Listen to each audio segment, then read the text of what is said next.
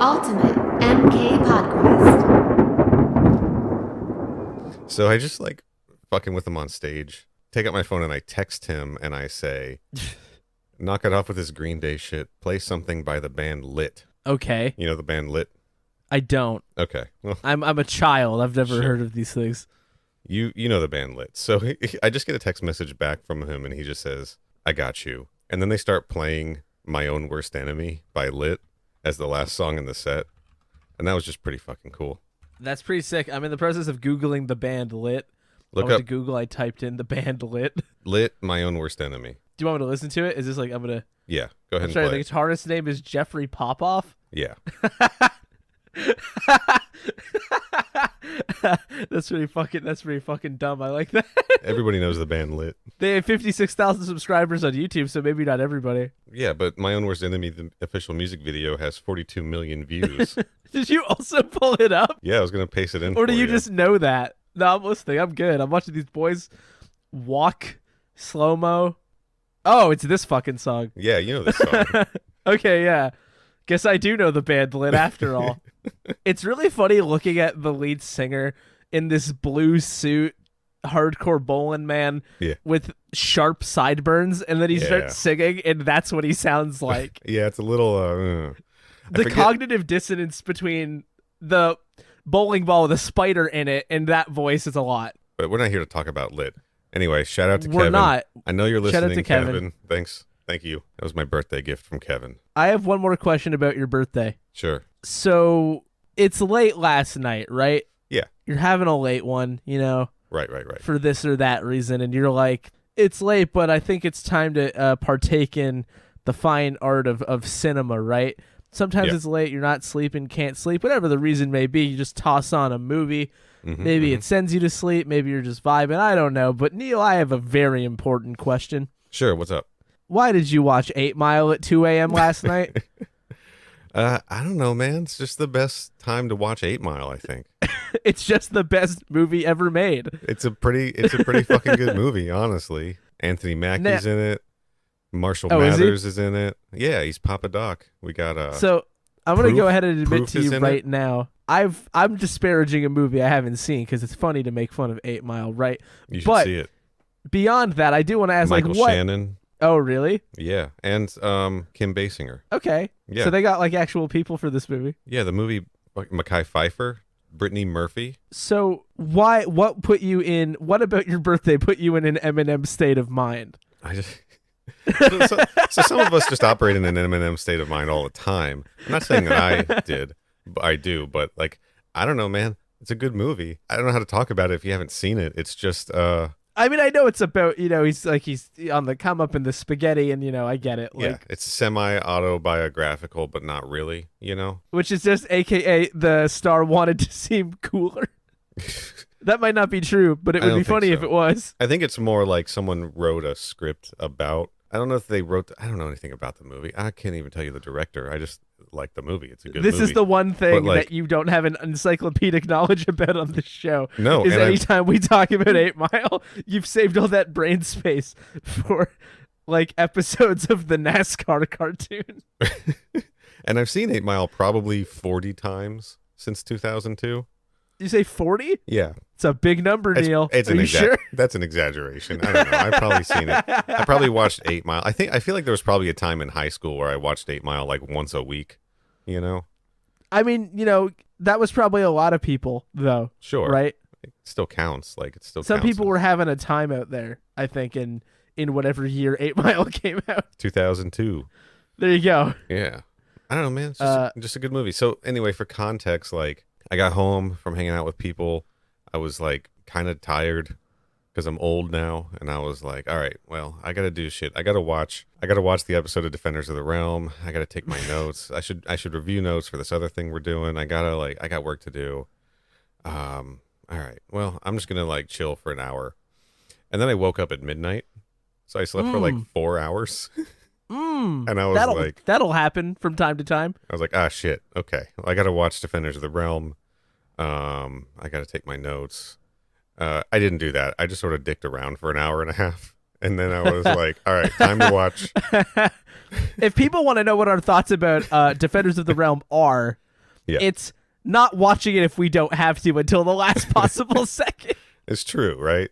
And then so I was just like, all right, I got to get this shit done. I should get up and do this. I sat down to watch the episode. I was like, oh, this one is on my DVD. I can watch this on my television this time, right? Swords of Ilkan, weirdly, is one of the episodes on the DVD set that I have that doesn't have all of them. I was like, all right, cool. Right. I'll pop in the DVD. So I turn on the TV to get ready to do that. And instead of doing that, I just navigate right to the search option in Roku and type in 8 Mile without even thinking about it. Without a second fucking thought. I just completely forgot that I was going to sit down and watch Defenders of the Realm. Short version, I watched all of 8 Mile and then I watched Defenders of the Realm afterwards and took notes at 4 a.m. So the thing I just want to confirm really fast is that your brain, when put on autopilot and approaching your Roku at 2 a.m., defaults to searching for 8 Mile. It did. It does. It's exactly what happens. Okay, great. I could probably trace a line because I own 8 Mile on DVD, but it's not here. It's in a storage unit. So there was probably some subconscious cycling through, just reminding myself of DVD, cycled through some memory of DVDs. You thought of 3 other letters that aren't M here. and M. Thank you. Wait, wrong one. That was just a louder rim shot. Had the gunshot on it. That's probably too loud for you. Anyway, no, I don't know. I don't know what happened. Some wire crossed in my brain, and it was like, okay, 8 Mile, HBO Max, go. Then do your homework. That's fine. That's a perfectly understandable response. Yeah, and I think, that's all the explanation I needed. So, do we want to talk about that episode of Defenders of the Realm you really didn't want to watch now? Sure. I know we're burning daylight to an extent here. So once I sat down to watch it, I was pleasantly surprised, in all honesty. Yeah, I had a similar reaction. Not to give away the game too early, but we've seen worse for sure. Totally. For sure. Mortal Kombat Defenders of the Realm, Episode 10, Swords of Ilkan, a.k.a. the one with some proto-Kree women in it. For allegedly. Sure. 100%. Can't convince me otherwise.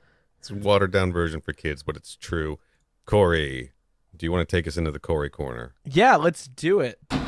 Welcome to the Corey Corner. I forgot that you had it on a button. That was extremely loud. And also it cut off at the end. I have to really turn that one down. That one is crazy loud on my end. Like you said, I was like, okay, and then just this engine just starts roaring in my ears. And I'm like, what's happening? Where am I? Yeah, I gotta cut that. I gotta cut the volume on that one down. Jesus Christ. Holy shit. Wow. Sean Catherine Derek's back. Spoilers. And that's part of the Corey Corner because we find that out at the beginning of the episode. So we're in what I've deduced is the Crystal Realm. Yeah, I think so. And it's not Adenia, it's the Crystal Realm. And Kitana is there with Ramoth, the keeper of the Crystal Realm. Hell yeah. And you can tell it's that because the background has green crystals in it. And he's down bad, by which I mean he's about to die. And they have this sort of emotional send-off, oh, you were the dad I needed when my dad Jared got yeah, et cetera, et cetera. It's Kitana. And then I'm not sure you said it was Kitana there with him. It's Kitana, yeah. Yeah, she got battle armor on. She does. The outfit's kind of whack, must be said. But someone else is here. She's ready to fucking throw down. Zara is the bad guy of this particular episode. Yeah. And she's got a grudge because, as we later learned, she was attempting a rebellion of sorts here. This is what the fight was about. And she's got a gang of guard women with her. Kree people. Much like, sure, Kree people. That sounds like the best way to say that, I guess. The initial encounter ends very anticlimactically, by which I mean Zara's we need to throw the fuck down. And Kitana just goes, guards, and a bunch of people just arrest her. And then it just moves on. Where it sends us to is the kitchen in a cave, in the combat cave. And it looks really kind of shitty in there, it must be said. Sonya's, mixing it up, both literally and figuratively. And Jax is I'm going to eat this thing that you're making. And it's not cake or anything. She's making a face mask. She's Yeah. like, God, I fucking hate men, which, same.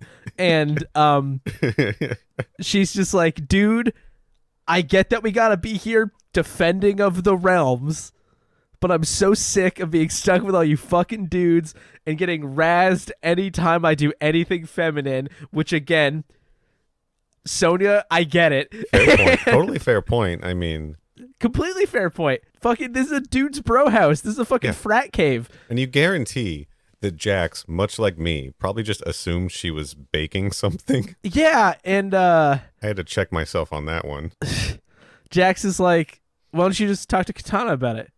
She's like, yeah, we're not really, it's not the same vibe, and Jax is like, but that's a female you could talk to. And I'm like, yeah, interesting choice of words, Jax. But yeah, so like, essentially what this boils down to is we want to let the girls have some fucking girl time for once. Yeah, ladies' night. And she goes to talk to Kitana, and there's interdimensional peril first, so they can't talk. And they get in the combat jets to go off to this like peculiar rip, and Jax is trying to wingman friendship, maybe like, hey Liu Kang, I'm gonna fly with you, I need to talk to you about something. And Liu Kang's like, okay, sure. And he doesn't have shit all to talk about. But then when you cut to Kitana and Sonya in the jet, Kitana says, and I quote, Yeah. I'm very preoccupied with the events unfolding, which is why she can't talk. Yeah, man. Anyway, long story short, they get sent through a girls only portal. Well, I guess Jax goes too, but Sure. and the long and short of it is Zara's there in this, what I'm thinking again is the crystal realm kept by Ramoth, as everyone knows. Everyone's favorite Mortal Kombat character, Ramoth, Keeper of the Crystal Realm. Keeper And, of the Crystal Realm. There's Hold two on. swords. Ramoth. What the fuck? Keeper Do you have of a the voice Crystal change? Realm. Oh my god. Hey, what's up, dude? I need to get my stuff set up so I can compete with you on this. Because I have the technology. I just haven't set any of it up. Jesus Yeah, man. Christ. You gotta get on that. Okay, so anyway, they're in the Crystal Realm, which is my favorite Sonic the Hedgehog stage. And Jax gets put in a ball, and Zara has... It's an orb. We can call it an orb. It's an orb. He gets put in a sphere. Mhm. And Zara has one of the two swords of Ilkan, which Kitana got rid of at the beginning and hid. And if you add them together, bad news bears. Quote unquote hid. We'll talk about it. Hid, by which we, of course, mean put on a mantle in a giant temple, obviously where it would be in complete plain sight. A temple named after the sword. Yeah. With a dude's face on it. Like, the fact that Zara never found it just means she's, like, dumb as rocks. Yeah. It's the stupidest person in all the realms. Anyway, Sonya and Kitana are threatened with Jax's life to go get the sword, and they do, and they have some cool team-up friendship banter. They fight a big, gooey golem man, and then they defeat Zara, get rid of the swords, and are friends. That's the gist of the end of it. Pretty much, yeah. Do you want to take us to the Neal Nook? I'm asking so I could brace myself for how fucking loud this is going to be. Yeah, let's do it, man. Yeah, let's do it. Welcome to the Neal Nook. It's Gucci. How much fun are you going to have with that fucking voice change? I don't know, man. I don't know how well I'm going to use it. I enjoyed this episode. This one was written by Sean Catherine Derrick, Friend of the show. friend of the show, with a story by Cynthia Harrison and Brooks Wachtel, Wachtel. I hate when I run into names I can't pronounce. I didn't write down credits for them. I do remember that they both worked on the Clifford the Big Red Dog animated series, so that's pretty tight. Yeah, it is it's pretty cool. Yeah. That's a huge dog, famously gigantic dog. Big giant dog, man. Do you think are the writers allowed to meet the dog, or is he really temperamental? He's a pretty friendly dog. I think he probably. Do you think he's cool to work with, or does he have like a mean streak? I'm sure Clifford's very easy to work with, honestly. Right. I hope so. I hope you're right. Yeah, I got nothing. I got no jokes for this. So Yeah, it wasn't my finest bit. yeah, we're gonna just move on. Yeah, you can just cut that probably. Yeah. We've got Nancy Linari as Zara. Nancy Linari did voices on the Sonic the Hedgehog cartoon. Which one? The one without the chicken robot. Thank you. We have She to did. clarify every single time. She voiced May Parker in that PlayStation Spider-Man game, the new one. That's pretty cool. People like that game. She's been in a lot of episodes of just a ton of TV series. I picked out a Sabrina the Teenage Witch. She was on. Oh, I have to navigate away from the 8 Mile IMDb page. Hold on. She also did an episode of a TV show that I only remember the name of and the fact that it starred Jake Busey. It was called Shasta McNasty. Stop right there. Hold on. Stop. Everybody listening, also stop what you're doing, and we're all just gonna do this. This can't be okay. Hold on. This is a real What show. is this fucking picture? What the fuck are you talking about? Those are the boys in Shasta, man. No, I was a little bit more worried with the logo at first, but like, holy shit, dude on the right. I guess nobody knows what that means because they have different configurations. The blonde, the blonde hair. Yeah, he's got a lot going on. This is a lot. That's Jake Busey from Starship Troopers and The Frighteners, So son of Gary Busey. Shasta McNasty. Oh my god, the show. Okay, what is it about? None of this tells me what it's about. Scott, Dennis, and Randy are 3 slacker dudes who also make up the rap rock group band Shasta. You didn't need to tell me it was rap rock. We all knew. You could tell it Just was look rap at rock them. by looking at Look it, at those 3 dudes. Vern Troyer did 2 episodes of this series. Eric Estrada. You can tell Vern Troyer didn't want to try because his character's name was also Vern. Eric Estrada credited as Mexican cop. Oh, no. Well, on Wikipedia, he's more kindly credited as police chief. He's credited as Mexican cop on IMDb. Jesus. That sucks, dude. Holy shit. Wow. Yeah. Hey, Gary Busey showed up. Of course he did. His son was in the show. 22 episodes of Shasta McNasty were released. Can I tell you right now? No. 1 season. I'm with you. Don't worry. We're not watching this. We found it. Dude, we found the thing I'm not going to watch. The guy who directed the first 3 episodes of that show directed Jack and Jill. He is the most important cinematic mind of our time because he did Dunkachino. Okay. I'm completely serious. Which guy I are you fucking talking love about? Dunkachino. Dennis Dugan. He also directed You Don't Mess with the Zohan Oh, in Grown Ups. and Big Daddy. He made guest appearances on Columbo.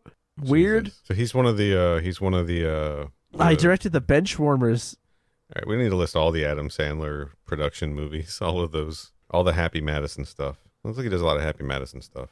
More like Sad Madison because these movies are bad Madison. That's so loud. I gotta turn the volume down too. It's just fun. It's just a good bit. Anyway, sorry about this absolute fucking departure. Yeah, I had to try. I knew that would take us on a tangent. Jesus. Can you imagine? So this is a television sitcom about a rap rock band. Just imagine how terrible that music would be. Oh, it's gotta be. And you rough. know it was all over that series. Like, you know, there were original songs on occasion. At the very least, the intro to this, like the opening. Can I tell you the most important piece of information about this? Can I tell you 2 of the most important piece of information about this?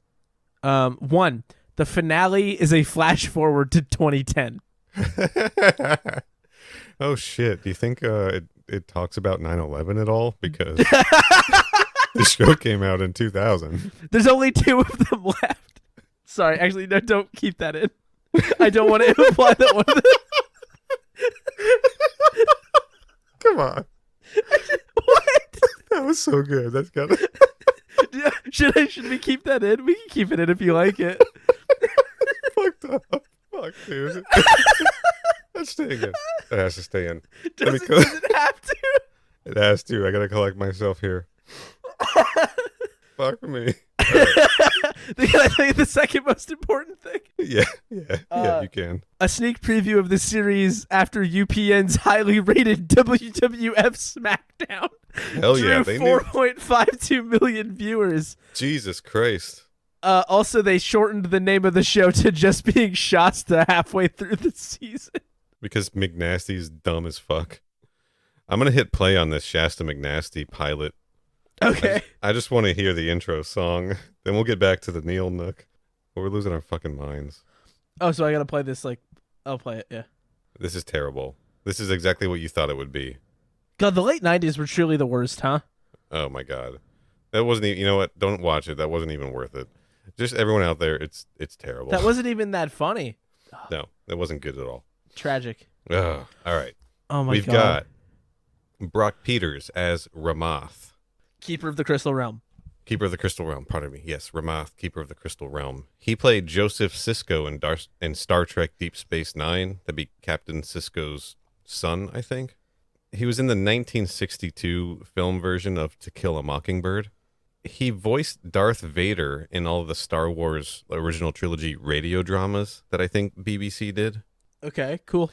And I got one here for you, Corey. He also starred in Alligator 2, The Mutation from 1991. Alligator 2, The Mutation? Hell yeah. Don't know anything about it. I don't either. I'm not going to try to make a whole segment out of like whether or not the alligator is like worth us discussing right now. But it's a police detective teaming up with a Cajun hunter Oh boy. to find a giant killer reptile in city sewers. Oh god, that sounds sick, honestly. I'd watch It's that. got Dee Wallace, everyone's mom in the 80s, Oh yeah. and Richard Lynch. I also think that he's done some voices in some other Star Trek stuff, and he was actually in some of the Star Trek movies also. And I think he did a voice in a Star Trek game that Nancy Linari also did a voice in, but I couldn't find it quick enough to put that in. So they may or may not have started a Star Trek video game together. That's interesting. That's a fun crossover. Yeah. Last, we've got Frank Welker back on the show as as the energy creature. That's a genuinely kind of sick fucking title. Defenders of the Realm, once again, way underutilizing Frank Welker. They just have him play monsters and make grunts every now and then. Maybe that's all he had time for. Sure. That's it for the Neal Nook. I guess we can talk about this now. Yeah, I guess. These are Kree people. These are 100% Kree people. Yeah, can we just do the Big Theory boys now? Big Theory Boys. Big Theory Boys. Should not have that one on the button, but I do. Forgot about the clown stuff. These are Kree people, 100%. Why is that the phrase you've decided to use for this? So I think that we can call them Kreeyans because in the Mortal Kombat 10 comics, Reiko conquers a realm called the Kreeyan. Like he conquers the Kreeyan. He's at the Kreeyan palace. He conquers the Kreeyan realm. So like I think that that's just what they're called. They're the Kreeyans. We never got a name. We didn't get a name. Yeah, for but them you in keep this saying either. Kree people, which is different than you saying Kreeyans. I know. It's just fun to say Kree people. I don't know. One-eyed, one-horned, flying purple Kree eater. We got there. Yeah, I don't hit know. me with your big theory, boy. They look like them. Okay, They conquer realms. allegedly. We don't know if they've actually successfully done that. They don't fuck, but it's a children's cartoon. Well, we don't know that for sure. All right, so if we dig into it more, the little bit of backstory we get for Zara is that she was from some kind of a realm outside of Outworld, or like connected to Outworld, and they were originally loyal to King Jared, but then Zara rebelled and got the swords and wanted to conquer all the other realms. I think that like that is in line with like the conquering aspect of Kriya and her warriors. They're also all presented as female. Their clothes are very similar. A lot of green bodysuits like Vorpax wears with like weird cutouts on them in places. And they have battle armor, swords, shields, spears, all the kind of stuff we saw Kriya work with. And I understand that those are like Amazon warrior tropes, but the design is so fucking similar. Like I think that this is some kind of a subset, maybe some kind of a rebellious group of like the same race, like following a different leader than Kriya, right? From the same realm. Maybe Ilkan is the realm that Kriya and her people all originated from, because we never got the word, right? Because we see Ilkan in this is destroyed, conquered or whatever. It's been leveled. Maybe they were all ran out of there, and that's why they're just sort of traveling between all the other realms trying to like conquer and everything. I just think that like The similarity is indisputable. I'm not taking that away from you. I was just curious to see what your answer was going to be. yeah, the similarity is most of it, right? Like so this show was made before Conquest. I could see them taking this idea and then developing on it further for Mortal Kombat Conquest, because they wanted to inject more original characters and villains and leather bikinis and stuff into that series to keep all the boys' attention after wrestling is over. And it worked. I mean, it didn't work enough for 2 seasons. No, well, yeah, there should have. I know. There really should have been 2 seasons. Really, yeah. Now I'm bummed out, dude. Don't worry, there was also only 1 season of Defenders of the Realm, so we're almost done. Right, and there's half as much of it, basically. And it's felt like twice as long. Anyway, yeah, the similarity is there, and I'm just making the argument that because I'm trying to force everything into one timeline, these are Kree people. We got more Kree people. I don't know where Vorpax is. She's off somewhere else, and this is some kind of a splinter group. I don't really know. That's all I got. I don't want them to. I wouldn't want to cross them. I'll give them that. They've got like fucked up like medieval weapons and shit. Yeah, man, they're tight. Anyway, yeah, these are Kree people. That's it. Big Theory Boys over. Just me rambling, saying Kree people over and over again. That's what this podcast has been reduced to. Nobody send that to the FBI. We might never see Neal again. Anyway, all right. So yeah, so we're in this realm. See, when they were talking, I thought that this realm might have just been Ilkan. You think it might have been the Crystal Realm? I don't think it matters. Like at the beginning when they're talking and they're having that initial fight, like the whole background is giant crystals. Sure, must be the Crystal Realm. I mean, you wouldn't invoke the name of Ramoth, Keeper of the Crystal Realm, for nothing. No, you wouldn't, I suppose. No. And he's so Ramoth is dying, and Kitana's like, Ramoth, you're like a father to me. And he's don't like, die, bro. Don't Shit. Die. And she's like, and he's Ramoth, Keeper of the Crystals, like, I'm gonna die. Did you hide the swords? She's like, yes. She'll never find them. Zara's never gonna find them. She does a terrible job. Couldn't have hidden them that well. Where did she hide the other one? That the one in this episode was so easy to find. That was more obvious than like, whatever. I mean, anyway, the way Zara she gets rid of them at the end is just throwing them into a portal that she has no idea where it goes. Together too, so wherever they end up, they're both there. Some dude just walks by. There's a fork in the road, and they don't worry about it. It's fine. Okay, all right. Some dude is just gonna fall. She like accidentally threw him into like the cobalt mines, and Bruce Locke picks him up, and that would have been season 2 of Defenders of the Realm, or of Mortal Kombat Conquest. All right, that was nothing. Jesus Christ, it's early. I was up late watching 8 Mile. Give me a fucking break. No, it happens. I mean, we got we laughed too hard earlier, and now we're all out of jokes. Yeah. So we cut to the present, right? Kitana's meditating. She says she can sense that Zara is still out there. She says it to herself, right? We got Sonya, working on her skincare routine, getting picked on by Jax for it, which is fucked up. Yeah, I gotta say, it does seem pretty shit to be Sonya or Kitana living there. Seriously. In that cave complex with the shittiest dudes in the world. And they don't... Night Wolf. and a dog. I mean, the dog's cool. Yeah. They don't... Night Wolf seems like the only cool dude in the whole fucking place. So this episode makes a big point of the fact that, like, Sonya feels like she can't talk to Kitana because Kitana's always in her own little world. And, sometimes approaching people on that level can be hard. I get it.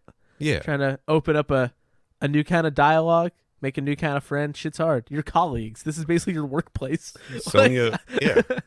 What Sonya should have done is gone into Kitana's room and be like, hey, Kitana, do you want to start a podcast together? Yeah. Because that's how I make all my friends. I mean, we've gotten this far. So maybe it would have been easier. And, eventually, we do 400 episodes of the show. We'll start getting into all like the trauma and shit that people talk about with their close friends. But for now, it's mostly just Shasta. Mostly just Shasta McNasty. Yeah. And I will say I did generally like that the focus was being put on Sonya and Kitana, because it feels like that is very rarely what's happening. And I guarantee it's the only time that it will happen on this show. Kitana hasn't had a storyline in this entire series up to this point. She hasn't been the focus of a story once. Right. Yeah. And so we're going to get all of one of those.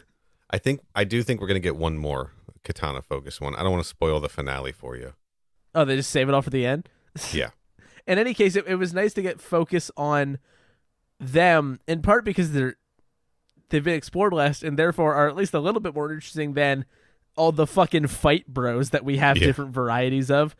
Like, this version of Mortal Kombat does a great job of, like, minimizing the uniqueness between the different people and making everyone just kind of feel like a fight man, which is pretty boring. It really So, is. Let's you talk know, about what the boys do real quick. what their solution is to Yeah. this problem, Yeah. aka punch the shit out of things. So once they get to this rift, this like electricity comes out of it and it pulls Sonya, Kitana, and Jax into the rift. The rest of the guys can't follow.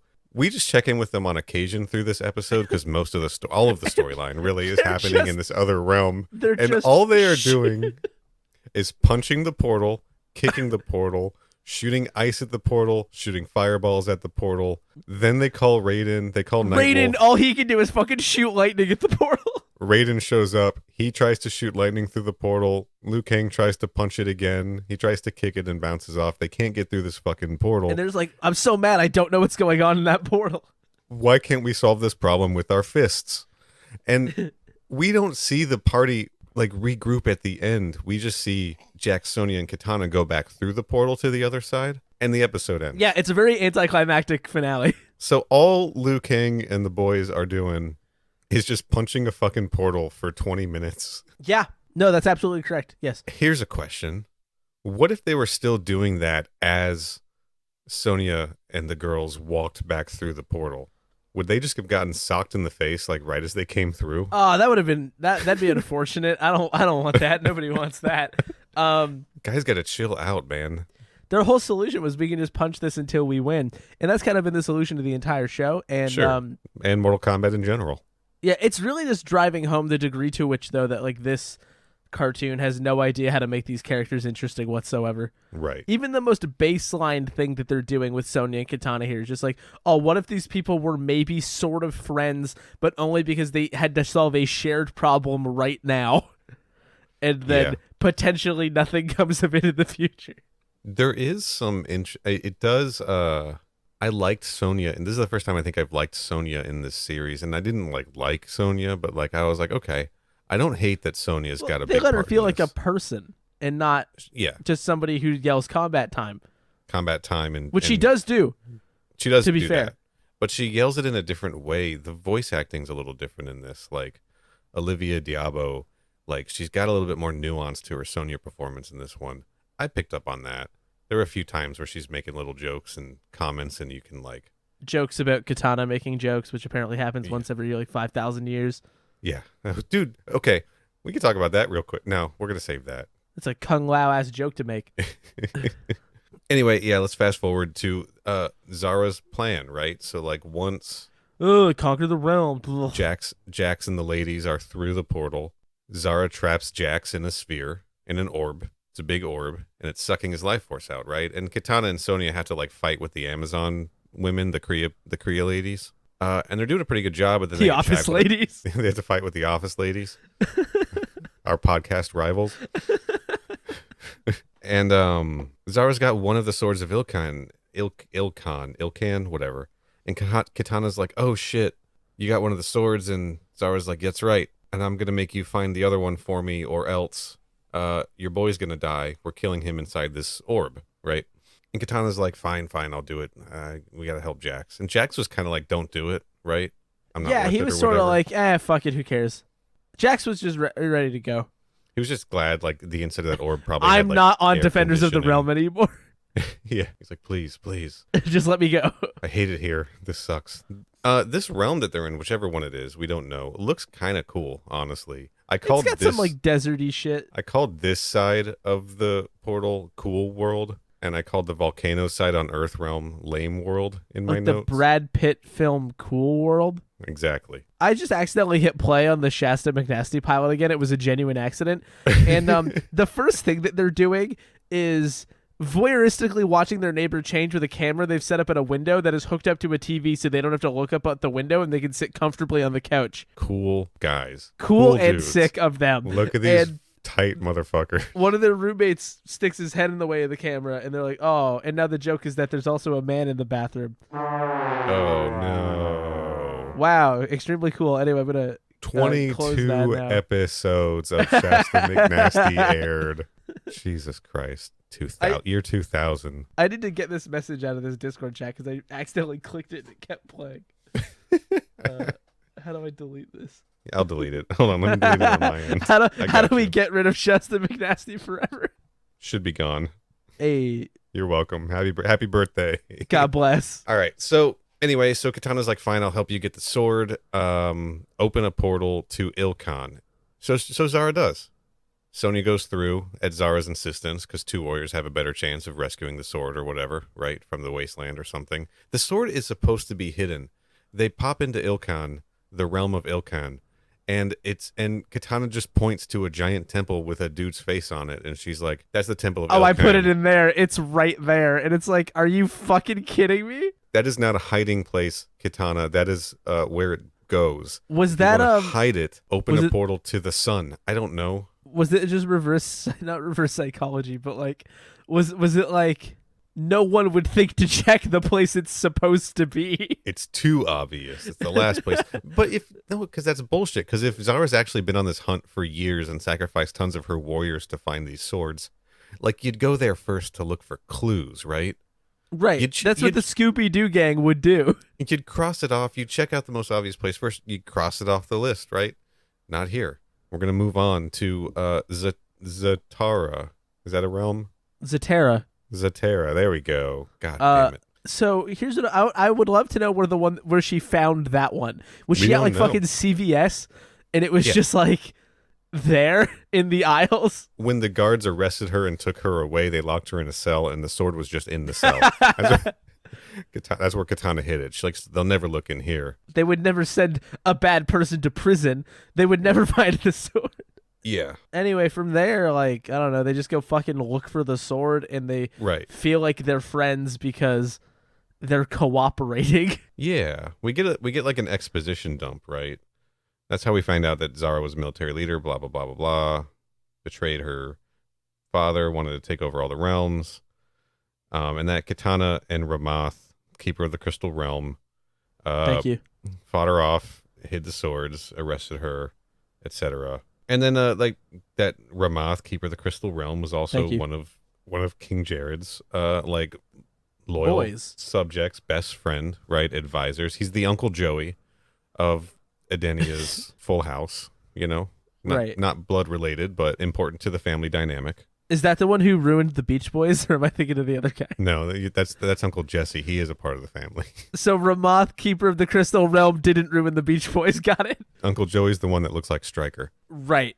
Yeah. So then, so they had the conversation when Kitana's like, hey, before that combat alarm, you wanted to ask me something. Do you want to tell me what it is now? And Sonya's just like, it might seem kind of dumb, but like, do you ever just miss being a woman and not have to fight all the time? Yeah. And there's some stuff to say probably about, cultural gender roles and things like that I don't think I'm equipped to talk about. The phrasing just stuck out to me a little bit of like just being a woman, Yeah, I think, there's a charitable way and an uncharitable way to interpret it for sure. Like the charitable version is saying like, oh, Sonya just wants like shit to be normal. And also they're stuck with these 6 dudes all the time. Right. And it would be nice to just enjoy some free time and do stuff that she wants to do. That's not getting her a ton of shit constantly because the guys aren't doing it. Right. Or you assume that it means some very like normie, unfair kind of reductive shit. Yeah. And it's like, it could go either way. I don't know what the intent was. I mean, two women wrote this episode. So exactly. So it's like I didn't read anything too yikes into the phrasing of it. I think I just don't have a lot of faith in the show to have nuanced and honestly conversations about things like this. I feel like they're just going to reduce things to their simplest parts, and that's going to be fair, I don't think they were interested in having that conversation anyway, because most of that conversation is them fighting a big green guy. Hell yeah, it is. I do love them entering, like climbing the vines and the walls and stuff like that, having the conversation. That was cool. It was pretty well animated. Major Tomb Raider vibes. That was big at the time. Oh my god, I think I wrote the same thing. Hell yeah. Maybe I did. I'm trying to find the note. You can just lie and say it's there. I've spent so much time looking already now. Yeah. Oh no. Oh no, my thing's way better. I described it as being like Jungle Run. Fuck you for saying yours is better than mine for starters. But I am glad you got to bring up Jungle Run again. Oh, yeah. The note is, and I quote, I love Jungle Run. This is this is big Jungle Run energy. So the notes are mostly about Jungle Run. Corey loves Jungle Run. But yeah, they get into the temple. Time to fight an energy creature. Oh no! First we got more orbs, dude. Morbs? Yeah, we got Morbs because Sonya's like they walk into this room and this hidden sword is just like on a dais up at the front, like it would be, right? Oh yeah. We do got mad orbs. We have orbs that frankly seem extremely easy to defeat. Sonya like does what Sonya does and sort of rushes into Combat time to go get the sword. She's like, oh yeah, piece of cake or whatever. And these two they're like wrecking balls, but they're glowing with like purple plasma or some shit. Start swinging around, and Kitana's like, if one of those hits you, you're gonna fucking die, girl. Right? Like this is going to kill you. And so Sonya's just got to dodge the wrecking balls. And also, Kitana's fans can apparently just turn into a shield. That was tight. Blocks those things. But she was able to cut the chains with her fans, and right. the orbs fall, and then they just sort of disappear. But they like land on a skeleton that was on the ground, and they make the skeleton turn into dust and do a little bit of a monk crumble. I thought that was kind of tight. Yeah, and we'll take any opportunity to say that. And then Sonya's like, okay, cool, finally something easy. She just goes to grab the sword, but then electricity shoots out of it and it creates an energy monster. And they're like, oh shit, we got to fight this guy now. But nothing's working as they fight this big, glowing, very cool looking monster. Right, yeah. Finally, like Sonya gets the sword off the thing and shoots it and it disappears and that's it. And this is where Kitana makes her joke, where she's like, something easy, huh? And then Sonya's like, did you just make a joke? And Kitana says, yeah, it happens about once every 5,000 years. Dude, that's 2 jokes. She made 2 jokes. That means it's going to be another 10,000 years. Did she make any jokes on Conquest? Do we know? Because this might be the thing that disproves my theory. Ooh. Jokes on Conquest. She must have made a joke. There's got to be at least one. Yeah. I'm sure she did. Fuck. That disproves my theory. If it only happens once every 5,000 years, this can't be in the same universe as Conquest. Podcast over. I guess that's it. We're done. We basically are done with this episode. This episode ends anticlimactically. So essentially what happens is they get the sword and they go to fight Zara and they decide to not fight with the swords, which is pretty fucking stupid in my opinion. And then they get the swords and throw them into a fucking portal. I do want to talk about that battle a little bit, right? Because Kitana's got the sword, and she's like, I got a plan. Because if we give this sword to Zara, she's going to conquer everyone. But if we don't, Jax is going to die. So Kitana's plan is to challenge her honor, right? Yeah. She's like, we didn't fight all those years ago. I just called the cops on you, and they arrested you, person of color. Yikes. So let's... Yikes, but true. Yeah. So they're like, let's fight. She's like, send your warriors away. And Zara's like, well, what about your warrior? And she's like, well, and Kitana's like, no, Sonya's cool. Sonya's tight. She can stay. And Zara's like, yeah, sure, fuck it, that's fine. So they plant the swords in the ground and they start fighting. And Kitana starts whipping Zara's ass, like pretty hardcore. And Zara grabs her sword, right? Yeah. And then proof that she has no honor. And then like Kitana gives Sonya the order to go for the other one, and then Kitana just kicks Zara. She drops the sword. Now they have both of them. And Zara's like, ah, fuck, right? And then Kitana opens a portal with one and kicks Zara into the void, which is real fucked up. That is a thing that haunts me about this show, when they keep sending people to the void, because that is just like a realm of emptiness. Yeah, right? it's pretty fucked up that they just kind of keep doing that. That's worse than killing them, because they're just going to live for eternity in emptiness until they die of natural causes or whatever. It's fucking torture, dude. Yeah, it's not good. Right. It's not what I would call great.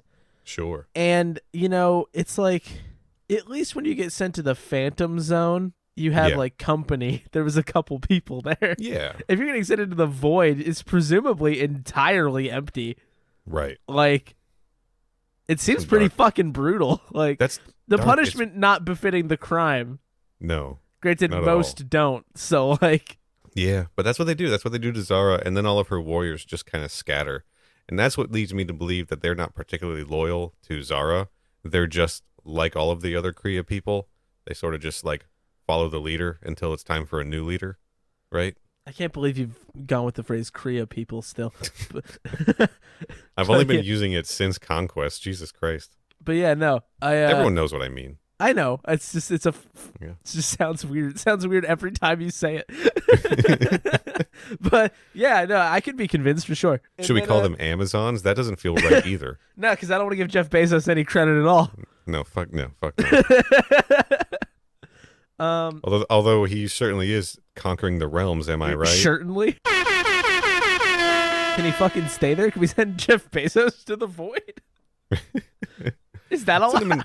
I don't know. He's been to space. He could just go back to space and just like vibe for a long time in space. Dude went to space, and his revelation when he came back was, we need to start exploiting the resources on other planets. I know. It was truly fucking amazing. Jesus Christ. Thanks all my employees for paying for this. I know you have to piss in bottles, but I got to realize I could exploit the resources of space. Pretty soon, you guys will be pissing in bottles on the moon. Jesus Christ. And then everybody leaves, and then the episode ends. Yeah. Kitana opens a portal, chucks the swords in. They just land somewhere. We don't know where. She's like, no, now no one will ever find them again. I got an issue. You know I have an issue with these god weapons that keep popping up, right? Yeah, and then vanishing instantly, yeah. Why do people keep fucking making them? Do people just keep making them because other people keep throwing them into portals where they'll never be found again? Because isn't this what, like, Quan Chi's gem did? You just keep needing more god weapons because we keep running out. Yeah. I mean, it seems to happen a lot. Yeah, know, like the problem is, like, the implication is, like, if a fight ever has to take place in the void, boy, there's gonna be a lot of fucking hell of a lot of god weapons in there. They're all just you're gonna just call them weapons because they're all gonna be god weapons. The most murderous people driven further insane by being locked in the void with just a pile of god-killing weapons. What are we? Some kind of Suicide Squad?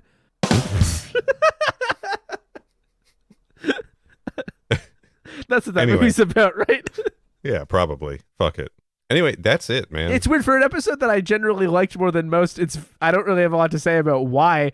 It was just less annoying. The characters had stuff to do, and it felt more competently put together than most. But again, like, the best episodes are the ones that are super simple and straightforward, right? Like the Shang Tsung orb episode, right? Yeah, that one kicks ass. And that was basically this structurally. Almost the exact same. Someone holds a bunch of people hostage to bait somebody else into doing something and then gets their ass kicked at the end. That's the formula. That's the winning formula for Defenders of the Realm. I don't know. It does seem like maybe these are starting to get better finally, but they're also getting way simpler, and there's just kind of way less to talk about with them. Yeah. They're efficient, and I think that that's the show's strength, if there is one. That was one of the most backhanded compliments we've ever given. Truly incredible stuff. I meant it as a straight compliment, honestly. I know, but it kind of sounds like it could go the other way. Well, a 20-minute episode, right? I appreciate this episode in particular for giving me something pretty good without wasting a large chunk of my time. Yeah, no, that's a genuinely fair way of putting it. And the earlier episodes just felt like they were wasting a chunk of my time. Wasting our time for bad ideas, no less. Things are looking up for Defenders of the Realm. We've got 3 more of these to go, I think. Yeah. This is episode 10. 11, 12, 13. Yeah. So fingers crossed it stays in this realm. Hey, yo, didn't mean to make that joke. Oh, you're not going to hit your own rim shot? Thank you. Here's hoping it stays in this. Oh, that was the gunshot. That's weird because it sounds like a real gun, but like as if you went to a gun range and like filmed it on your phone. It's a very good gunshot sound that I found. Jesus Christ. Oh boy. Do you want to? Is that it? I guess so. You want to go fuck around in the void? Do you want to go Shasta McNasty season 2? Yeah, let's go watch the pilot for Shasta McNasty. I'm gonna tell all the listeners right now that we will not do a bonus episode with that, and I'm not sorry. We're not doing that. I'm gonna watch it for fun and tell Corey about it one of these days. And by fun, I mean pain. Fun. Next episode: Mortal Kombat: Defenders of the Realm, episode 11, Amends. This is the Cabal episode. Cabal's coming up next.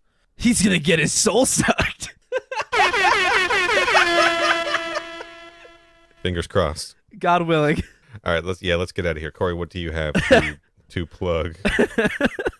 This is a sloppy one, dude. It really was. I would like to plug the other podcast that I do called They Made Another One, where we watch reboots and remakes and sequels and all kinds of business. I'm actually not 100% sure what episode's coming out when this is coming out. So why not look us up at They Made Another on Twitter, or They Made Another One on all your podcast services, and find out for yourself.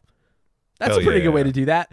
And if you want to know, I'm likely also talking about it. You can find me on Twitter at Mr. Corey Price. There you go. And you can find me on Twitter at Final Neal. Follow my retro gaming Instagram account at Final Neal Retro. Follow the show on Twitter and Instagram at MK Podquest. Click that link in our episode description to find our YouTube channel where you can watch the ultimate versions of these podcasts. I'll get them caught up soon. I swear. Jesus Christ. We're working on it. Back. Get off my back. If we had 100 subscribers, I'd be more inclined to because we'd have that custom URL. Yeah, tell your grandma to subscribe. Fuck it. Borrow your friends' phones, open YouTube, subscribe to the channel, and give it back to them. They won't even notice. They won't notice. They won't. It's not even a crime. Like, you can legally do that. Just do it. Just do it, man. Yeah. You're a coward if you don't do it. That's all I'm going to say. Subscribe to the podcast in your podcast app. Rate us and review us 5 stars. We'd really appreciate it. If you want to be insane like one person and give us a bunch of money Oh my on God. ko-fi.com/mkpodquest, fucking go for it, dude. Yeah, Happy you're birthday entitled. to both of us. Thank you. Whoever you are. You mystery don't have to do benefactor. that. You really don't, but you can. Yeah. You just don't have to. We'll make good on our promises. Yeah, that's a guarantee. Yeah. And right now I promise to never talk about Shasta McNasty again. And I promise to try to shoehorn it into the next podcast recording episode. All right, let's get out of here. Should we thank people for listening? Didn't we? Thank you for listening. I don't think we've done that. I feel like we always do that. Maybe we don't. I'm cutting that out. I don't want to point it out to people. That's funny. I'll leave it in. Whatever.